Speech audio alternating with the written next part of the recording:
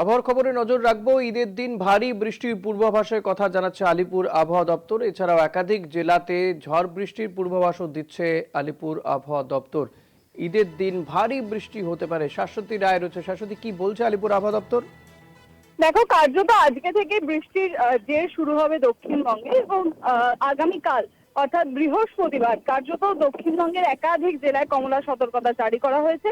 তার মধ্যে পূর্ব বর্ধমানে ভারী বৃষ্টির সম্ভাবনা রয়েছে এবং বাকি জেলাগুলিতে 60 থেকে 70 কিলোমিটার বেগে দমকা ঝোড়ো হাওয়া বইতে পারে এবং লাগাতার এই ঝোড়ো হাওয়ার সঙ্গে বজ্রবিদ্যুৎ সহ বৃষ্টির সম্ভাবনা দুই বর্ধমান, তার মধ্যে থাকছে বাঁকুড়া, হুগলি সহ একাধিক জেলা এবং এই জেলাগুলিতে বৃষ্টিপাত কিন্তু বজায় থাকবে দিনভর এবং শহর কলকাতা সহ বাকি জেলাগুলির ক্ষেত্রেও কিন্তু বিক্ষিপ্তভাবে দফায় দফায় বৃষ্টি হওয়ার সম্ভাবনা রয়েছে।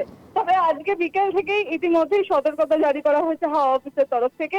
শহর কলকাতা এবং 24 পরগনায় বিক্ষিপ্তভাবে বজ্রবিদ্যুৎ সহ হালকা থেকে মাঝারি বৃষ্টির সঙ্গে ঝোড়ো হাওয়ার দাপট বইতে পারে আগামী 2 থেকে 3 ঘন্টার মধ্যেই। ধন্যবাদ শাশ্বতী। কথা বলছিলাম প্রতিনিধি শাশ্বতী রায়ের সঙ্গে। দুই বর্ধমান নদীয়াতে ভারী বৃষ্টির পূর্বাভাস দিচ্ছে। তবে আজ থেকেই কিন্তু বৃষ্টি হতে পারে। পশ্চিম মেদিনীপুর, বাঁকুড়া, হুগলিতেও ভারী বৃষ্টির পূর্বাভাস রয়েছে। ঈদের দিনও বৃষ্টির সম্ভাবনা, ভারী বৃষ্টির সম্ভাবনা কথা জানাচ্ছে আলিপুর আবহাওয়া দপ্তর।